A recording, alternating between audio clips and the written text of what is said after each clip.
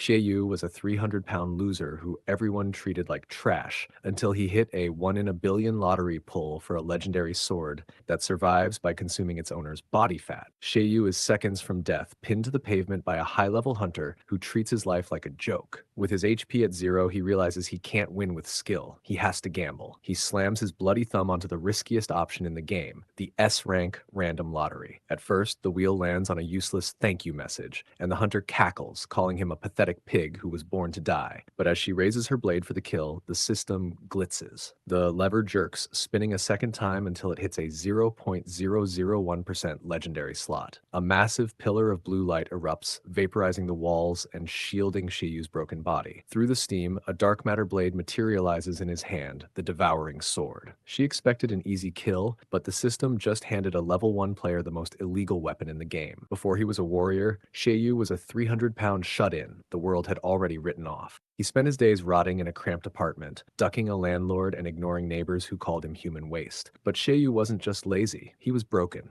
Haunted by the girl he loved, who died because he was too weak to move. When the final leveling game turned reality into a slaughterhouse, he saw one path to redemption, a 1 billion point prize to resurrect the dead. But as an F-rank loser, he couldn't hunt, so he scavenged. He spent months crawling through sewers and scrubbing blood-stained bathrooms for single points like a stray dog. He thought he could hide forever. He was wrong. This game is for hunters, not scavengers. A high-level predator has cornered him to steal his only hope. For a man who spent his life running, he's finally hit a dead end. Now, however, things were different. Back in the alley, the air screams with the hum of the devouring sword. The hunter crawls from the debris with an annoyed glare, muttering that a pathetic noob could never hope to control a weapon this powerful. But before she can finish, Xie Yu slams the massive blade into the ground, looks her dead in the eye, and tells her she must be a special kind of stupid. His equipment already crushed her once, and she still hasn't surrendered. The hunter doesn't take Xie Yu seriously at all. When he claims he's got her cornered, she just throws her head back with a full unhinged villain laugh. She tells him straight up, this game is built on equipment and he's clearly clueless. Xie Yu refuses to back down and charges in, but it's like swinging at a shadow. She slips past him, leaving nothing but trails of violet light. He tries a desperate blue arc slash, but she's already behind him, yawning. His frustration boils over. He's swinging so much that in a normal game, she'd have died 10 times over. But while he's focused on the misses, she's whispering in his ear. She points out the glowing purple marks spreading across his body. He didn't even see her tag him. With a flick of her fingers, she triggers the runes. Dozens of point-blank explosions detonate simultaneously, consuming Xie Yu in a purple blast that rips across the floor. When the smoke clears, it's looking grim. Xie Yu is on one knee, scorched and ragged, barely holding onto his sword. The hunter scoffs, calling him bold enough to bark but fragile enough to break. She raises both blades for a final strike, demanding he die properly. But as the blades descend, Xie Yu's brain hits the replay button. He sees the girl he lost, Yu Yi. He sees the promise he made. He can't abandon this here. That resolve awakens something. A mechanical voice booms. Critical state detected. Equipment resonance triggered. The system asks to activate upgrading mode, and Xie Yu pulls the trigger instantly. A pillar of blue light shoots into the sky, dissolving the blade into geometric fragments that reconstruct in midair. The pressure is so heavy the hunter stops laughing. A blue figure drops from the sky like a meteor. Xie Yu slams down with the upgraded blade, creating a geyser of blue energy that shatters the ground. He's moving so fast now, he's essentially teleporting behind her, asking where she's even looking. He sends her flying into a distant wall with a single sweep. When he steps out of the smoke, the transformation is complete. The sword has finished its meal, consuming his body fat to fuel his new armored, lean physique. The hunter is losing her mind, demanding to know how he became this monster of speed.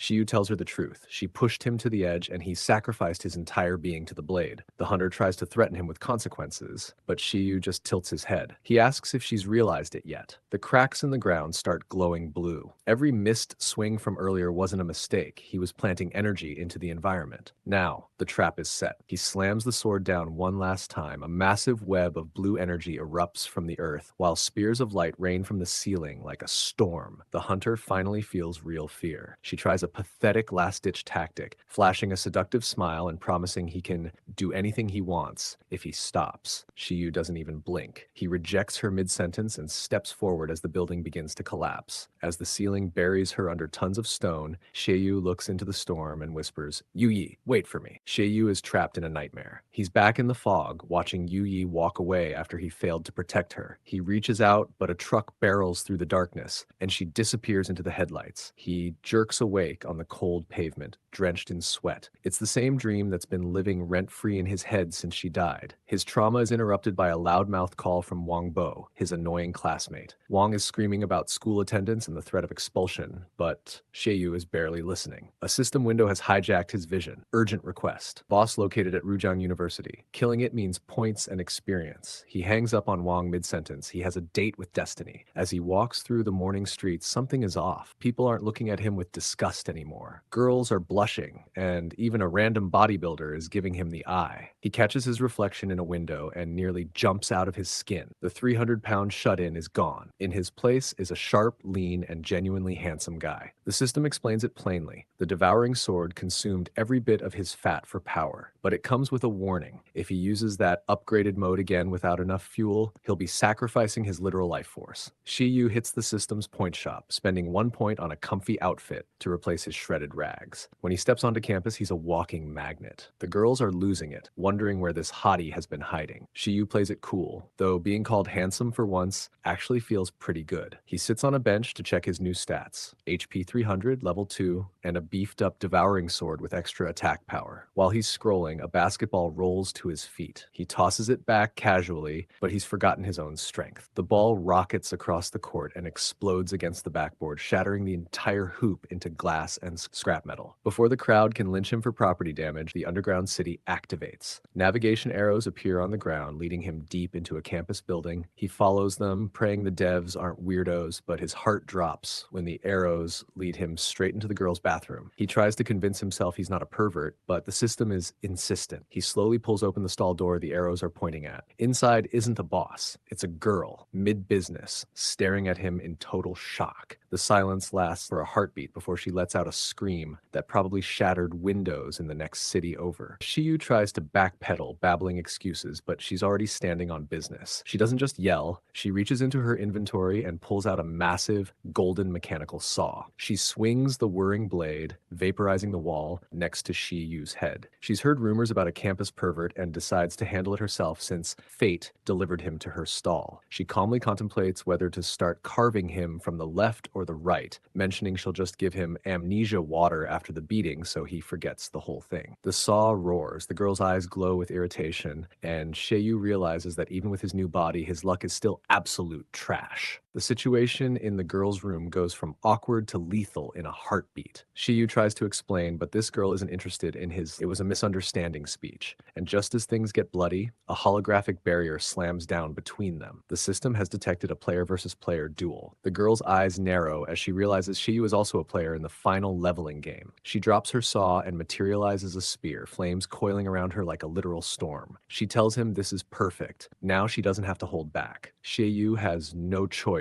but to summon the Devouring Sword. He tries to stand his ground, but the girl laughs, calling his noob energy pathetic. They clash in a burst of blue and orange light, and Xie Yu immediately realizes he's outclassed. This girl's raw power is on another level. Before they can finish their fight, the ground splits. The underground city has activated, and a dimensional rift yanks them both into the void. They slam onto the pavement of a ruined, post-apocalyptic version of their own campus. Xie Yu groans, realizing he's landed soft, mostly because he's pinned the fire girl to the ground. She uppercuts him so hard his soul almost leaves his body, but the bickering stops when massive claws shatter the stone nearby. They are in a grade F dungeon, surrounded by steel claw wolves. Xie Yu is gaping at the monsters, but the girl has already regained her cool. She introduces herself as Shenyun Yao and breaks down the UI for him. The yellow names on the wolves mean they are higher level than him. Left alone, he'd be a snack in 3 minutes. To her, however, these wolves are just ingredients. Her casual clothes dissolve into a skin-tight, glowing combat suit as she rockets into the pack. She's a whirlwind of golden fire, carving through armored beasts like they're made of paper. When a wolf tries to sneak up on her blind spot, Xie Yu actually manages to intercept it, slicing it midair. He mutters that his damage is trash, but Yun Yao is secretly impressed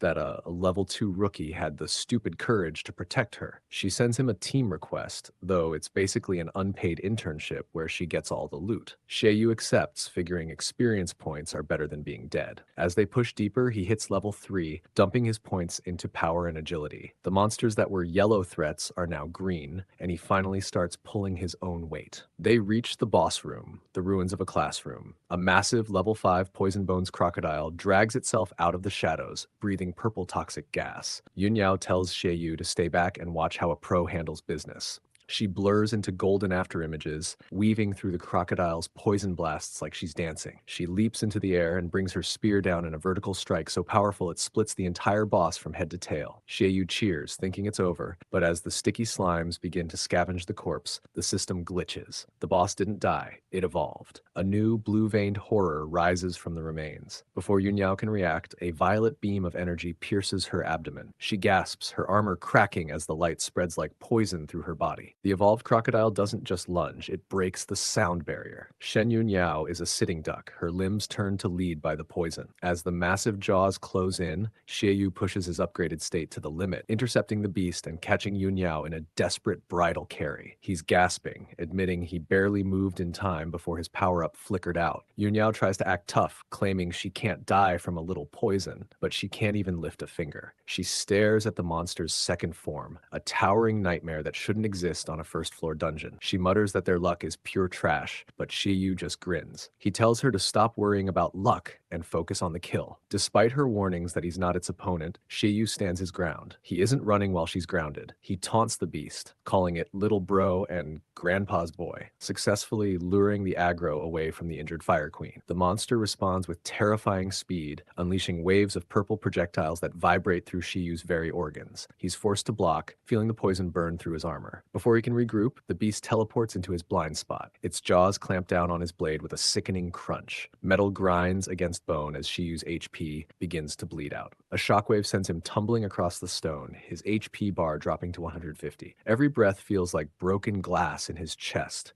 The crocodile fires a massive ice blue blast, sending Xie Yu crashing into the wall with a brutal slam. Yun Yao screams his name, watching him fall limp. He lies there, feeling the difference between virtual pain and reality as his HP dips into the red. The monster stomps forward, shaking the chamber, ready for the final meal. But then, the vibe shifts. Xie Yu forces himself up on one knee, trembling but smiling. He tells Yun Yao not to worry, the monster can't touch him anymore. Why? Because Xie Yu has started reading the code. He dodges a skull-crushing snap at the last second, sliding through the beast's reach with a smirk. To Yun Yao's shock, he starts breaking down the monster's movement patterns out loud like he's reading a strategy guide. He explains the exact range of its poison spikes, the activation triggers for its lunges, and the precise timing of its lightning strikes. To him, the boss is no longer a monster. It's just a wooden stake with a predictable script. For the next 2 hours, Xie Yu stands on business. He weaves in and out of the poison clouds, his movements sharpening as he builds energy in the Devouring Sword. He's chipping away at the massive red HP bar, strike by strike, dodging every poisonous blast by a hair's breadth. He jumps high, slams down, and actually starts peeling back the monster's armored scales. Yun Yao is breathless. At his level, matching this speed should be a mathematical impossibility. Drenched in sweat and blood, Xie Yu finally brings the beast down to its last sliver of health. He prepares his mega strike, ready to end the 2-hour grind. But as the HP bar twitches at the finish line, the world turns red. A violent crackling sound erupts as red lightning dances across the crocodile's body. Its muscles swell, its armor turns a molten crimson, and a system warning flashes, health under 10%. Berserk mode activated, the beast lets out a horrific roar, and Xie Yu realizes he's about to find out if his gamer logic can survive a literal explosion of god-level power. The Berserk mode is a nightmare. It drops a massive blade of energy, a literal guillotine of light, that carves a crater where Xie Yu's head was a second ago. He's barely rolling away, boots dragging grooves in the stone, realizing that dodging is no longer an option. His gamer logic is failing because the monster's stats are now breaking the game's own rules. But then, the monster stops. It ignores Xie Yu and locks its eyes on the corner of the room, Shen Yun Yao. She's pale and trembling, cursing herself for not bringing a medic to a low-level dungeon. As the beast launches like a missile toward her, she closes her eyes, waiting for the end. A blur of blue cuts the air. The sound of tearing flesh echoes. Yunyao opens her eyes to see Xie Yu standing over her, his back turned. The monster's red claw is buried completely through his abdomen, blood dripping from his back like rain. He coughs violently, but forces a smile, whispering that she looks just like her. Before she can even process the sacrifice, Xie Yu's heartbeat hits an abnormal rhythm. The system screams. Emergency upgrade initiated. He isn't dying. He's devouring the monster's own energy through the claw in his gut. Lightning erupts from his skin, the percentage climbing. 28%, 85%, 120%. His armor reforms, his wounds seal instantly, and he stands tall as a silhouette of pure blue electricity. His HP is sitting at a terrifying 1,300, but his presence is godlike. The crocodile unleashes its final move, a collapsing star of purple energy. Xie Yu doesn't flinch. He lifts the devouring sword, coiling lightning around the blade, and swings. A colossal arc of blue light vaporizes the blast and the monster, continuing through the walls and obliterating the entire campus training model in one shot. As the dungeon closes, Xie Yu collapses into the rubble. Later, a building window flickers. He wakes up 5 days later in a hotel room. In his groggy state, he sees a girl and thinks it's his lost love, Yu Yi. He springs up and hugs her, only to realize it's actually Yun Yao. She reacts by kicking him into the wall, screaming that she should have left him to rot. Once the dust settles, they talk business. Yun Yao paid for the room with the 300-point monster reward and saved his life. Xie Yu checks his stats. Devouring Sword level 3. It's evolved, gaining overload mode and deformation. But the celebration is cut short. Xie Yu mentions he's been hunted by other players before. Yun Yao freezes. She shoves him against the wall and orders him to open his map. When the digital layout spreads across the room, she nearly explodes with rage. Xie Yu thought the map was just for navigation, but Yun Yao drops the truth. It's a tracker. By keeping it open, his coordinates have been broadcasting to every predator in the city. They've stayed in one spot for 5 days. To the rest of the players, they are sitting ducks. Outside, the sharks are already circling. Hawk, level 8, drags a massive roaring cannon along a railing, grinning at the thought of easy prey. The Qin siblings, level 5, follow a magic tracking coin through the alleys. And finally, Kong, level 9, a high-level predator of the Blood Moon Guild, steps through the rubble of a tunnel with a twisted grin. The dungeon boss was just a warm-up. The real monsters of the final leveling game have arrived, and they're hungry for the rookie. Shen Yun Yao stands by the hotel window, pointing out the predators at 9 o'clock. She explains the brutal reality of the game. High-level hunters camp near newbie zones because beginners are basically walking loot boxes. They have points from clearing early quests, but zero combat experience. To a pro, killing a new player is more profitable and more fun than grinding monsters. Yun Yao prepares to ditch Xie Yu, claiming they're even for saving each other. But Xie Yu grabs her wrist. He isn't begging, he has a plan. He knows they are being tracked, so instead of running, he decides to play the hunters against each other. The bait begins. Xie Yu intentionally reveals himself to the Qin siblings, level 5. A violet battle dome expands over the skyline, signaling a fight. Across the rooftops, Hawk, level 8, sees the flash in his visor and prepares his cannon, thinking he's found his target. Inside a ruined office, the Qin siblings strike. Qin Feng uses a teleportation swap with a glowing green coin, flipping the world upside down. His sister, Qin Wu, materializes behind Xie Yu with a pink blade, demanding his points. The attack follows immediately. Lightning slams across the room, leaping lightning strike, and Xie Yu dodges by a hair, stumbling backward as the strike blasts open the floor. Xie Yu gasps, stunned. This game really has some absurd abilities, but Xie Yu just smiles and signals, now. He has positioned the siblings perfectly in Hawk's line of sight. From his tower, Hawk sees a player and doesn't care who it is. He fires a blazing golden spear of molten fire. The beam tears through the air, piercing Qin Wu's abdomen and cutting her HP in half. Qin Feng screams in fury, realizing they've been used as bait. He doesn't go for Xie Yu. He goes for the sniper who shot his sister. Using his lightning coins, the siblings teleport directly onto Hawk's rooftop. Qin Feng is a whirlwind of green electricity, snarling that hurting his sister is a death sentence. The rooftop explodes in a collision of pink and green light as the hunters tear each other apart. Far below, Xie Yu watches the fireworks from the shadows, cheering that his third-party plan actually worked. Yun Yao appears behind him, impressed but cautious. Xie Yu's relief is short-lived. He realizes that even as the bait, he almost died. These players are on a level he can't can't yet touch. They prepare to vanish, but the air suddenly turns heavy. Yunyao freezes and clamps her hand over Xie Yu's mouth. Despite the other hunters being busy, the spatial separation field hasn't disappeared. A low, predatory laugh echoes from above. Kong, level 9, stands on the rooftop edge. His armor glows like liquid fire, and his presence is so overwhelming that Yun Yao, a high-level player herself, didn't even sense him until he spoke. He looks down at them with a monstrous grin, posing the one question no player wants to answer. What will happen if you die in this game? Shen Yun Yao has had enough. With a tired sigh, she lets her power explode.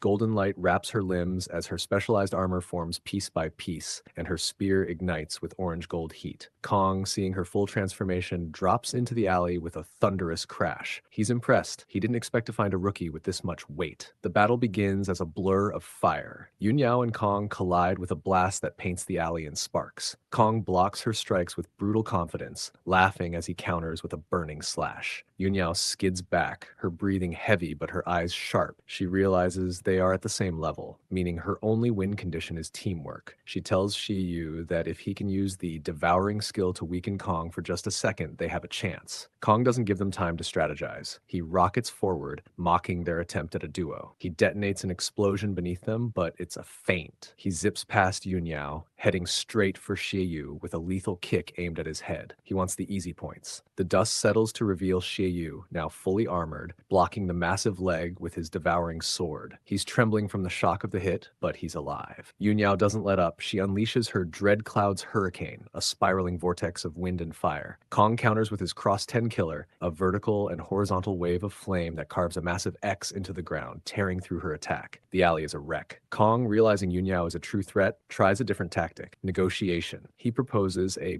business deal. If she stands aside and lets him kill Xie Yu, he'll give her 40% of the points and a recommendation to the Blood Moon Guild, a top 10 group. Xie Yu freezes, nervously asking if she's actually considering it. Yun Yao's response is a cold, sharp laugh. She tells Kong she has zero interest in disgusting groups that prey on newbies, and she jokingly reminds Xie Yu that if she wanted to kill him, she'd do it herself later. Relieved but exhausted, Xie Yu prepares for the final round. Kong is unfazed, his body rolling with flaming energy as he prepares to end them. Yun Yao charges first, but mid-dash, her vision is crossed by glowing purple laser threads. She skids to a halt just as a jagged shadow portal, a hole in reality, rips open behind her. Kong drops from above, his heel glowing with molten fire, mocking her for turning down his deal. Xie Yu intercepts the blow at the last second, clashing his blade against Kong's flaming shoe and demanding to be recognized. The brute is forced back, but Yun Yao's expression turns to pure horror. She realizes the purple strings weren't Kong's ability. The spatial tier widens, and a new figure steps through. A hooded player armored in black and purple. His presence is cold, mechanical, and far more dangerous than the brute. He doesn't offer deals. He just looks at Kong and utters 4 words: shut up and kill them. Kong is practically vibrating with excitement. To him, Shadow Killer's arrival isn't just a tactical advantage, it's the final piece of a perfect trap. Xie Yu, however, feels the cold sweat of reality. He scans the alley, but it's a cage of glowing purple threads. Every exit is a spatial razor. Shen Yun Yao doesn't panic, but her voice is tight. She tells Xie Yu that a clean 2v2 is suicide. Their only move is to isolate one of them and delete them instantly. But Shadow Killer is a ghost. He steps back into the void, leaving Kong to do the heavy lifting. Kong crouches, flames erupting under his feet, and rockets skyward. He becomes a burning comet, then drops like a rotating saw blade of fire, screaming toward the duo. Yun Yao plants her feet and takes the hit. Sparks shower the alley as her spear groans under the pressure. But she realizes too late that Kong isn't trying to overpower her. He's angling his blades to shove her. He's hurting her directly into the purple strings. She screams for Xie Yu, but he's already gone. Shadow Killer materializes above him, slamming a spatial trap shut like a predator's jaw. Xie Yu is bound, his muscles locked in place by purple spikes. Alone and cornered, Yun Yao gambles. She thrusts her spear upward, unleashing a massive pillar of fire that engulfs Kong's spiral and blasts him back. Kong hits the ground with a groan, but Shadow Killer catches him, warning him not to be cocky. Kong wipes blood from his lip and smirks. He sees Yun Yao's knees shaking. Her HP and mana are in the death zone. Wait for death, she tells Xie Yu, her voice hollow. Xie Yu's mind is a frantic engine. He can't move, but he remembers the overload from the school dungeon. He looks at the energy core in his palm, the one he borrowed from Yun Yao. He calls out to her, asking for a favor he can't explain. Kong stands tall, fire spiraling around his legs. He starts lecturing them about his perfect life. He admits he always picks targets weaker than him to guarantee a 100% win rate. He mocks them for being homebody newbies and promises their deaths will be the final 1% of his victory. Xie Yu lifts his head and laughs. Nothing is 100%, he counters. Accidents, disasters, variables, as long as there is a sliver of hope, your math is wrong. Insulted, Kong launches his final charge. In midair, his mind flashes back to a classroom. He was the boy in the wheelchair, watching others live 100% lives while he was stuck at 50%. He survived car accidents and cancer, lifting weights until his veins bulged and studying until his eyes bled. He built a fortune, but he was still incomplete until the game gave him his legs back. This isn't just a fight for him, it's his miracle. Xie Yu raises the Devouring Sword just enough to touch the core of the blade. Processing 2%, 15%. Blue lightning flares across his armor as he stabilizes the internal explosion. Shadow Killer screams a warning, but Kong is a runaway train. Xie Yu meets the Inferno head-on. The collision is a blinding rift of orange and blue. The ground vanishes beneath them. Kong roars for Xie Yu to die, but Xie Yu forces the blue energy upward, his blade trembling but unyielding. When the smoke clears, Xie Yu is coughing blood, his shield shattered. Kong stands over him laughing, until a crackle of blue lightning snaps across his leg blades. Xie Yu didn't just block, he infected Kong's gear. The energy surges, pinning the veteran in place. As Kong screams in disbelief at his first ever loss, Xie Yu steadies his grip. He's done being cautious. He's done hesitating. He looks Kong in the eye and bets everything he has on that one final beautiful percent. Disbelief hangs heavy in the air. From his perch in the shadows, Shadow Killer watches Kong, a man who lived by the math of a 100% win rate, simply cease to exist. Shen Yunyao steps through the cooling embers of the battlefield, a bright, satisfied smile breaking across her face. She looks at Xie Yu, the rookie who actually pulled off the impossible, and smacks him on the shoulder. Solid foundation, she notes, but her praise is a physical blow. Xie Yu winces, his body screaming from the internal damage of the overload. He jerks away, his eyes fixed on the shadows. He knows the threat hasn't fully passed. Shadow Killer weighs his options. The two before him are at critical HP, weak and trembling. He could step in and finish it, but the memory of that final blue strike haunts him. Xie Yu doesn't wait for the ambush. He turns toward the dark and demands to know if the assassin has the stomach for a round two.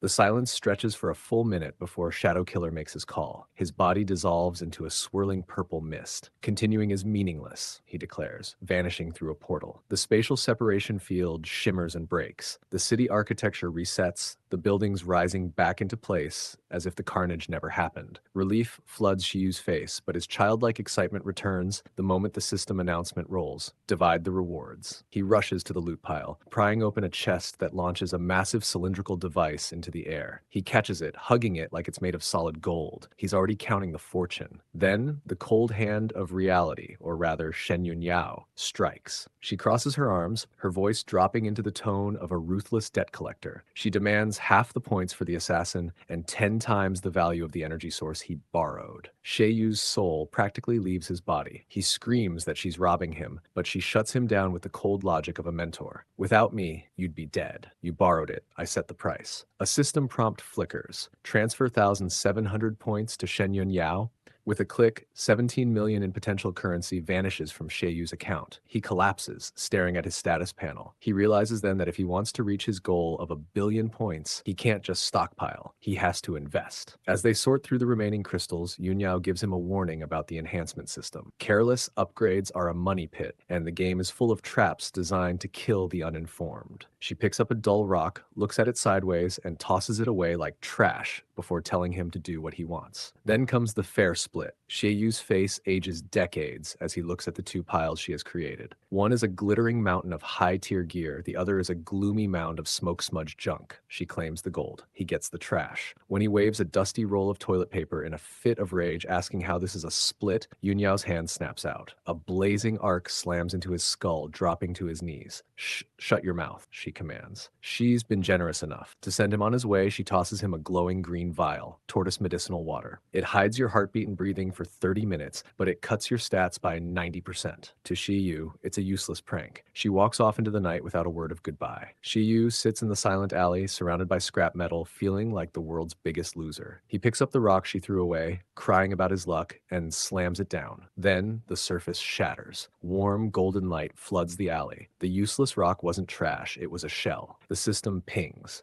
Rare item received. Xie Yu stares at the smooth, golden cracked egg in his hands. He doesn't know if he needs to hatch it with body heat or find a special incubator, but as he walks home under the starry sky, the sting of the 17 million point debt starts to fade. He's carrying something the level 9 hunters never even noticed. Morning light filters through the blinds, painting warm stripes across Xie Yu's bedroom. He lies motionless for a long time, the golden egg resting like a heavy, warm ember against his ribs. He finally sits up, the blue holographic glow of his interface illuminating his face. He studies his avatar. He had earned 3,000 points from the Kong fight, but the memory of Shen Yunyao's 7,700 point tax still makes his eye twitch. He knows a bad deal when he sees one. Still, he's gained 3 levels. He carefully allocates his new stat points, balancing strength for his blade and agility for survival. In a game where one hit can mean a real-world funeral, being fast is better than being a tank. Next, he turns to the junk. Most players would sell the gray tier items for a pittance, but Xie Yu notices something. When he hovers over a heavy double-handed sword, star plus 15, agi plus 9, his devouring arm guard begins to vibrate. The prompt is clear, compatible for devouring. He drags the sword in slot. The weapon doesn't just disappear, it shatters into a storm of multicolored particles are sucked into his gauntlet. The system pings. Level 6. New attributes bloom on the screen, a damage reduction buff and a set bonus that makes his movements feel 10% lighter. He laughs, a feral grin spreading across his face. He's found the cheat code. He doesn't need to risk his life for every level. He just needs to be the ultimate scavenger. He can eat the marketplace to become a god. But his internal celebration is cut short. A system window fills his vision. Mandatory task, attend university classes. Daily reward, plus 10 points. Perfect attendance reward, plus 400 points and plus 1 level. Xie Yu's soul visibly deflates. He's survived assassins and monsters, only to be sent back to calculus by a rogue AI. An hour later, he's walking through the gates of Ruhong College. He feels like a ghost in his own life, leaner, sharper, and deeply out of place among the laughing students. He's spotted by Wang Bo, a loud, energetic friend from his old PC gaming days. Wang Bo doesn't notice the warrior in Xie Yu. He just sees a friend who went AWOL. Over a mountain of fried chicken in the cafeteria, Wang Bo complains about Xie Yu's dead brick of a phone, while Xie Yu shamelessly devours noodles, his body screaming for calories after the dungeon. "I've been dieting," Xie Yu lies through a mouthful of chicken. Wang Bo looks at the empty trays and clearly doesn't believe him. The mood shifts when Wang Bo drags him to the class head to settle his attendance records. Xie Yu expects a stern lecture. What he gets is a brain-melting shock. Standing there in a soft cardigan and glasses, clutching a folder shyly, is Shen Yunyao. The Fire Queen looks like a model student. The illusion only lasts until they're alone. She shoves him against a wall with a strength that belies her cardigan, demanding to know why he's being a coward. But she isn't there to bully him. She's there to settle the tab. She transfers 5,000 points to him, his true share from the gear she sold through her acquaintances. She also gives him the location for the Bushing Street Marketplace, a Saturday-only event where the real gear changes hands. But then she shows him her phone, a news report. Pang Kongxing, local architect, found dead. Police suspect suicide. Xie Yu's blood runs cold. He remembers the wheelchair in Kong's memory, the desperate struggle for a 100% life. Seeing the real world fallout of a dungeon death makes the game feel sickeningly permanent. Investigators can't see the game, so every player's death is written off as a heart attack or a tragedy. "I won't hunt others," Xie Yu vows to himself, his expression hardening. "But if they hunt me, I'm finishing it." Yunyao offers to carry him through some easy dungeons, but Xie Yu shakes his head. He's seen what happens to carried players. They become dependent, and in this world, dependency is a death sentence. He needs to stand on his own 2 feet. That night, back in his room, the system issues a final challenge. E-rank dungeon, Ghostly Hospital. Reward, 600 points, 55,000 XP. Xie Yu grips the hilt of the Devouring Sword. He has 4 days until the Saturday market. 4 days to get strong enough to survive a haunted ward. The abandoned hospital sits on the city's edge, a decaying skeleton of concrete draped in the encroaching night. Xie Yu vaults the fence, noting how his body now moves with a predatory lightness. He isn't here for the 600 points. He's here for the massive 55,000 XP. As he crosses the threshold, red geometric fragments knit together behind him, sealing the exit. The system banner flares. Rank E Dungeon, Ghostly Hospital. Inside, the atmosphere is thick with the hum of corruption. Red crystalline fragments drift like snow over a massive corpse fused into a crystal pillar at the entrance, signs, a grotesque warning to any who enter. Xie Yu doesn't flinch. He studies the two branching paths ahead, weighing traps against mechanics. Choosing a door, he enters a corridor where the horror truly begins. Bandaged nurse corpses, stiff and unnatural, drag themselves toward him. For a second, his composure cracks, but he forces his pulse to slow. This is a testing ground. His attributes have skyrocketed, and he needs to know if his reflexes can keep up. He engages the nurses with clinical precision, evaluating their reaction speeds in real time. He realizes something unsettling. The monsters feel scaled to his level. The E rank is just a baseline. The dungeon is adapting to him. He avoids overdrive mode, refusing to rely on a self-destructive crutch, and focuses on clean footwork and efficient angles. Blue arcs of energy carve through the dark until the hallway is silent. That's when he sees it. A pale, faint figure drifting at the end of the corridor. It looks exactly like Yu Yi. He chases the ghost, but it vanishes around a corner. Standing in the silence, the past claws its way back. He remembers growing up with Yu Yi, watching her become popular while he felt himself slipping into the shadows of not good enough. He remembers the sunset when he pushed her away, making excuses to join another group just to hide his own insecurities. Next time, he had promised, but next time never came. He snaps back to reality, his irritation flaring. Why would a dungeon know his deepest regrets? This isn't just a haunting, it's a psychological probe. He pushes into the heart of the hospital, finding a chamber where a massive red crystal flesh structure pulses.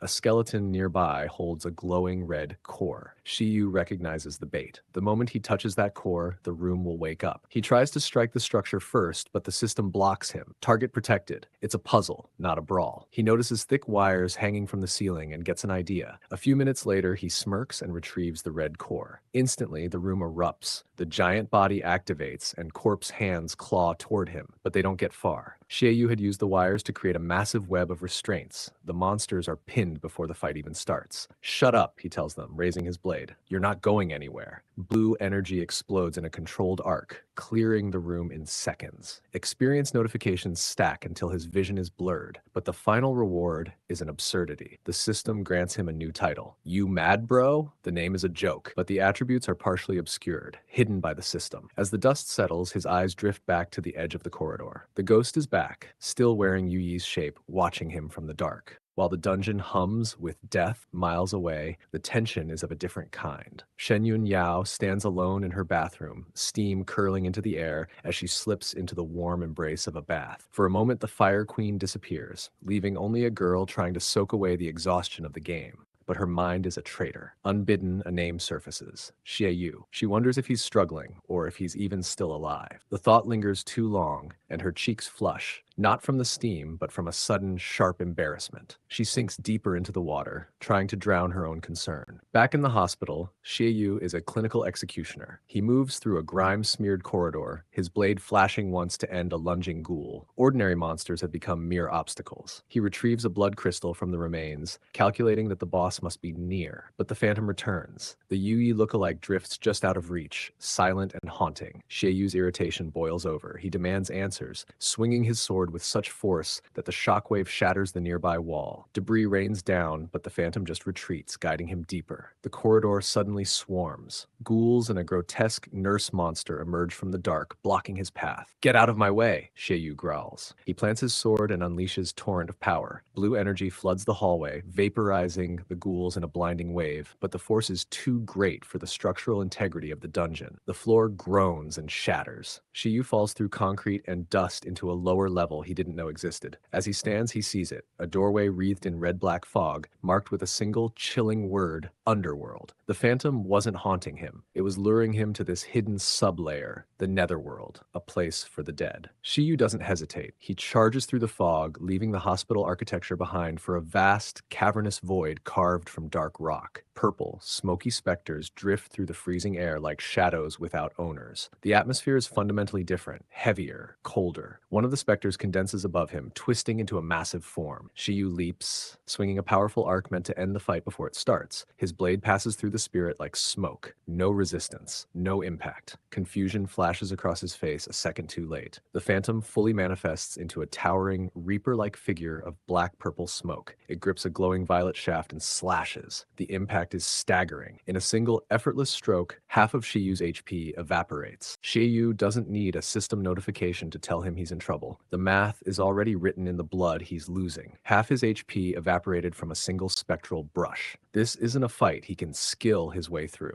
As he bolts down the uneven stone path of the underworld, the purple fog clinging to his heels like a hungry shadow, he realizes the grim logic of the place. He is being hunted because he is alive. In a realm of the dead, a beating heart is a beacon for an immune system that wants him purged. He reaches for his last resort, the tortoise medicinal water. The trade-off is horrific. His attributes collapse by 90%, leaving him feeling like an old man dragging a leaden body through a thick veil of numbness. But as a reaper drifts past him, inches away, and fails to register his presence, Xie Yu breathes a shaky, silent exhale. The fake death disguise works. He crawls forward, fighting his own sluggish pulse, until he reached a clearing dominated by a clear fountain. The water isn't just a recovery item, it's an elixir that washes away the death of the medicine and restores his vitality. But as his strength returns, so does a voice that freezes the blood in his veins. Xie Yu. It isn't a hollow echo. It's clear, warm, and devastatingly familiar. Standing beyond the drifting spirits is Yu Yi, dressed in her neat school uniform, looking exactly as she did the last day he saw her. Xie Yu reaches out a trembling hand, desperate to confirm the miracle,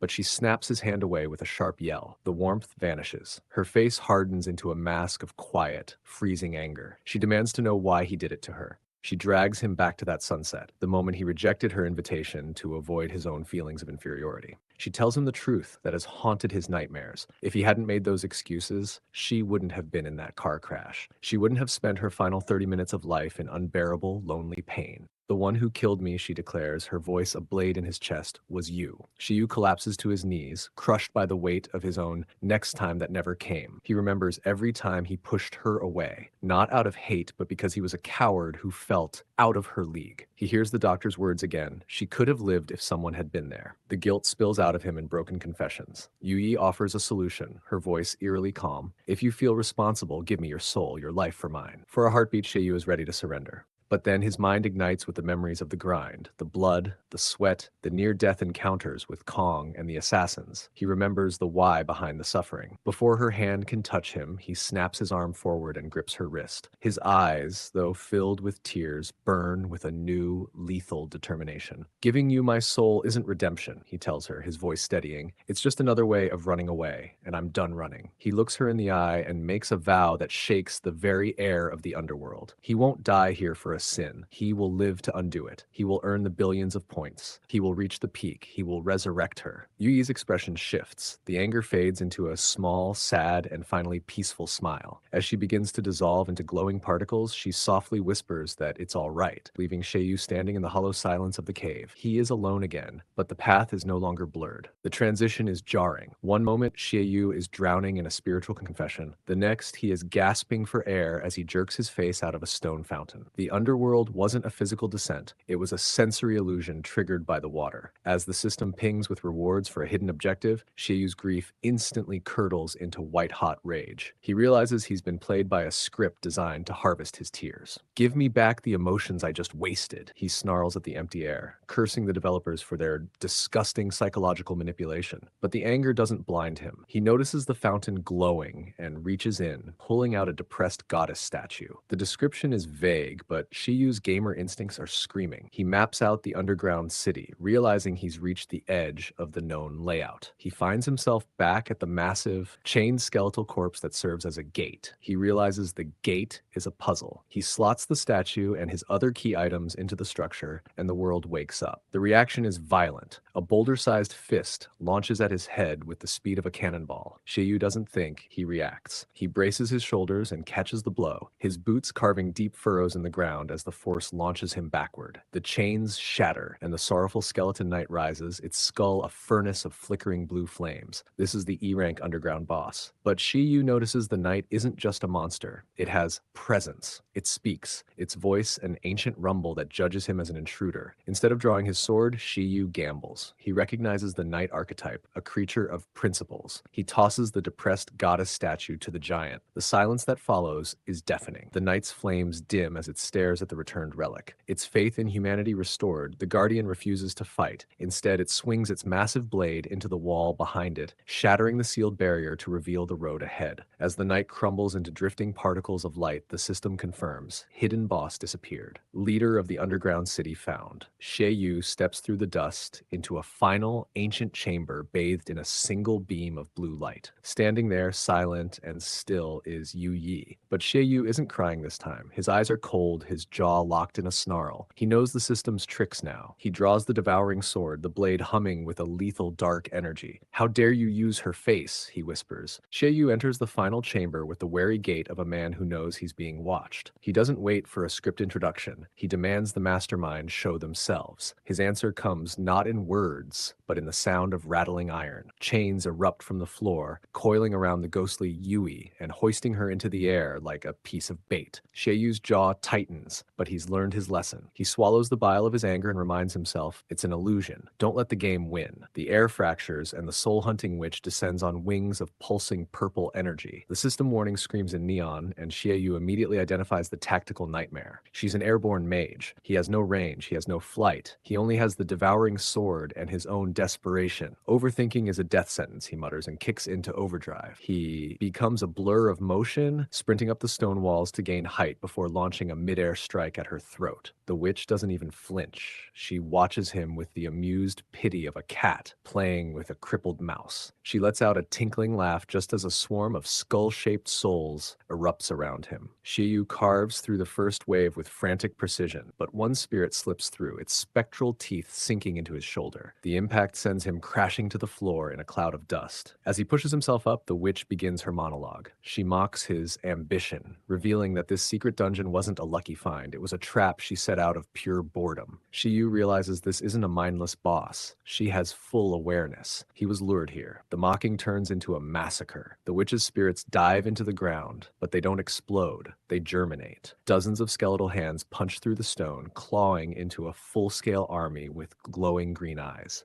Xie Yu is forced into a defensive grind, shattering bones as he tries to keep his eyes on the witch. Then his blade hits something that doesn't shatter. An armored skeleton intercepts his strike, its counterpunch launching Xie Yu into the far wall with rib-cracking force. He wipes blood from his mouth and stares at the armored creature. It has player-tier gear. The realization hits him like a cold wave. These aren't just mobs. These are the trapped souls of every player who failed before him. If I stay here, I'm just another recruit for her army, he realizes. He pushes his overdrive to 10%. The air around him ripples with violent energy as he unleashes torrent of power into the floor. The surging wave of blue light erases the skeleton army, reducing players and monsters alike to ash. Even the witch looks surprised, but it's a short-lived victory. She raises her scythe, laughing as she prepares to summon a second wave. Xie Yu is breathing in ragged hitches. He's done the math. He has exactly one high-output attack left in his tank. One more mistake, and he becomes the newest skeleton in the ward. A flicker of genuine fear crosses his mind, but then his eyes drift back to the chained illusion of Yu Yi. He thinks of the 5,000 points in his pocket, the "You Mad Bro" title, and the long road to resurrection. He thinks of Yunyao's inevitable scoff if he died in a place like this. As long as this is a game, he whispers, his grip on the devouring sword turning his knuckles white, I refuse to lose. The witch spreads her wings, her scythe glowing with the souls of 1,000 slaves. The air in the heart of the underground city thickens as Xie Yu commits to the gamble. Overdrive. 10%, he roars. The system groans under the strain, his muscles coiling like overwound springs. Above him, the soul-hunting witch unleashes a sky-shattering rain of blue spirits, each one a screaming comet aimed at his head. Xie Yu doesn't dodge. He swings the devouring sword in a violent arc, triggering an energy burst that detonates against the ground. The upward shockwave meets the spirit storm head-on, scattering the souls like autumn leaves in a gale. The witch's smile falters, but Xie Yu is already paying the price. His body is trembling, his breath coming in ragged, bloody hitches. Seeing the next wave of souls approaching, Xie Yu switches tactics. He activates Soul Devourer. The devouring sword doesn't repel the spirits this time. It becomes a vacuum, a black hole that pulls hundreds of screaming souls into its steel. The feedback is immense. As the light fades, Xie Yu stands taller. The energy he just ate has stabilized his form. The 5% strain that used to cripple him now feels like nothing. He vanishes, reappearing behind the witch in a blur of speed that leaves a vacuum in his wake. Soul spikes erupt from the stone, impaling the airbound mage and slamming her into the floor. A massive crater forms. For a second, the health bar dips to 50%, but the boss isn't finished. The witch rises, her expression eerily calm. "Witness true power," she whispers. She drives her own blade into her chest, triggering a dark explosion that levels the remaining ruins. When the smoke clears, she has transformed into her indestructible form, the revengeful fallen angel. Her speed is now instantaneous. She appears in front of Xie Yu and slashes, sending him flying like a rag doll into the far wall. Before he can recover, skeletal hands burst from the floor, locking his limbs in place. He is a pinned butterfly. The angel raises her blade for the final execution, a tidal wave of dark energy gathering at its tip. But Xie Yu starts to smile. This is the boss phase. Every gamer knows. The moment where the mechanic is revealed. With the strength of his entire journey behind it, he hurls the devouring sword like a spear. The blade tears through the incoming energy wave, the friction lighting up the chamber like a second sun. It pierces the fallen angel's chest in a shower of sparks and light. The skeletons crumble. The angel's health bar hits 0. As her body begins to dissolve into glowing pixels, the rage leaves her eyes. She looks at Xie Yu with a soft, tired smile. "You were the only one," she whispers, "who could truly free my soul." The system pings. Underworld boss defeated. The rewards flood his inventory, but Xie Yu's eyes are on the drifting ghost of Yu Yi. He runs toward her, reaching out one last time as she begins to fade like falling petals. Just as his fingers are about to touch her, she turns to dust. Xie Yu collapses to his knees in the silent, empty chamber. He is exhausted, wounded, and alone, but he is smiling. It was a ghost, a trick, a digital echo. But for a few moments, he saw her. And for a gamer on a billion-point quest, that moment meant everything. Back in the safety of his apartment, the adrenaline finally fades, leaving Xie Yu alone with the holographic glow of his status screen. He's reached level 8, a meteoric rise from level 2,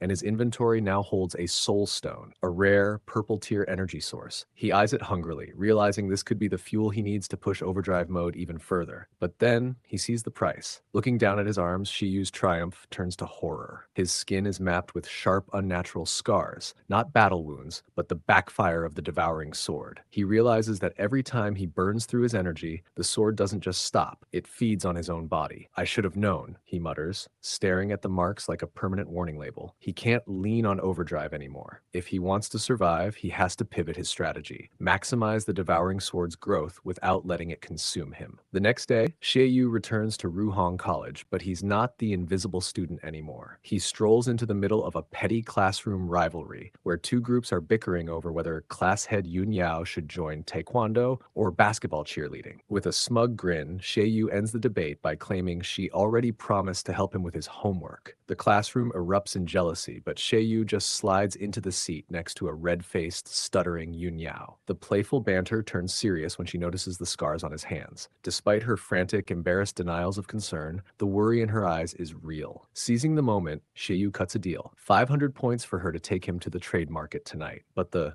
game never stops. A daily task chirps on his phone. Answer the teacher's question correctly. Reward, 50 points. Punishment, unknown. The teacher presents a complex physics problem about a 210 kilograms boat and a shifting passenger. Xie Yu, realizing he's currently invisible to the teacher, activates a ridiculous title, "I'm so dazzling." Suddenly, he's the most vibrant thing in the room. To solve the math, he drops 20 points on a system answer. Knowledge floods his brain, and he confidently delivers the answer, 1.2 meters. As the teacher praises him, Yun Yao smiles, noting that the dazzling title actually suits him. Xie Yu just calculates the net profit, 30 points. A win is a win. But far away, beneath a blood-red sky at the Blood Moon Guild headquarters, the mood is far darker. The guild leader stares at a holographic image of Xie Yu, his gaze fixing on the devouring sword. No wonder, he laughs, recognizing the legendary threat in a rookie's hand. He doesn't intend to let the other guilds move first. He summons Team AJ, and a masked hunter with a jagged grin and star-shaped eyes steps forward. He doesn't ask for a week or a month. He asks for one day. "Living or dead," the hunter swears, his smile turning feral. "I'll bring him to you." The night air at the subway station is thin and cold, humming with the low-frequency buzz of dying fluorescent lights.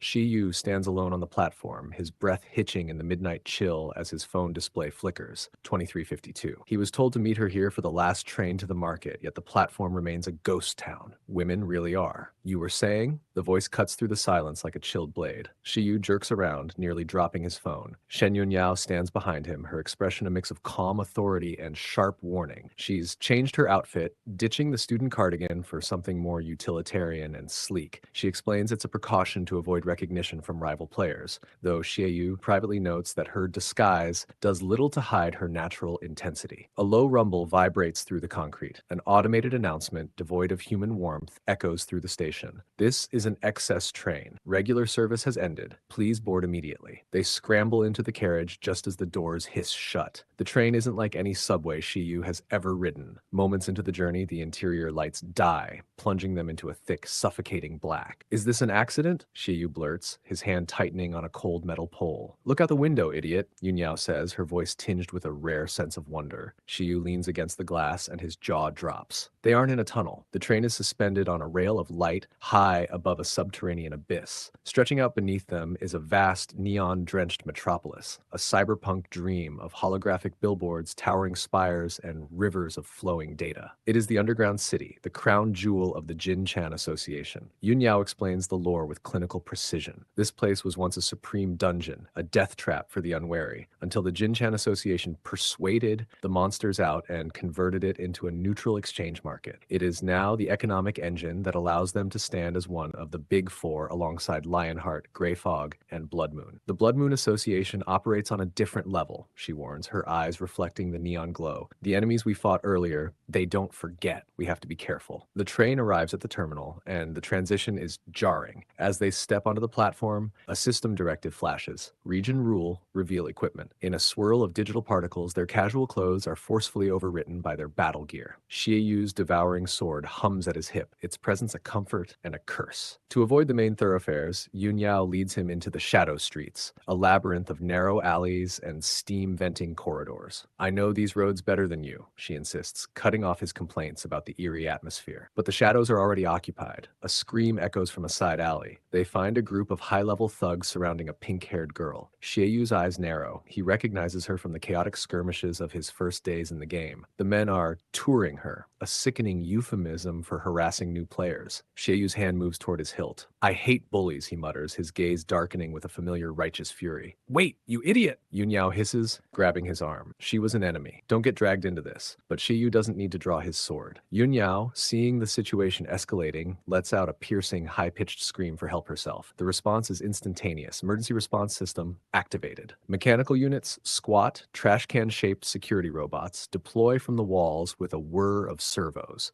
A robotic voice commands the thugs to cease their illegal actions. The thugs laugh, smashing the robots with a single arrogant blow. Mere machines, one scoffs, turning back to the terrified girl. Then the sky ignites. A massive flaming sphere, a meteor of pure magical intent, tears through the darkness above the alley. An authoritative voice thunders, who dares fool around on Jinshan property? The fireball slams into the pavement with a deafening crack, sending a shockwave of heat that pins the thugs to the walls. From the smoke, a massive security robot, the little King Kong, emerges, its eyes glowing a lethal red. Standing on its broad metallic shoulders is a blonde woman with a fierce, jagged grin and a weapon slung over her shoulder. Xie Yu watches in awe as Yun explains that the Jin Chan Association doesn't tolerate broken rules in their marketplace. Here, order is maintained by fire and iron. The woman on the robot's back laughs, looking down at the cowering thugs. Little King Kong, she commands, her voice filled with a terrifying, playful excitement. Start making a ruckus. Thanks for watching. Please like and subscribe for part 2.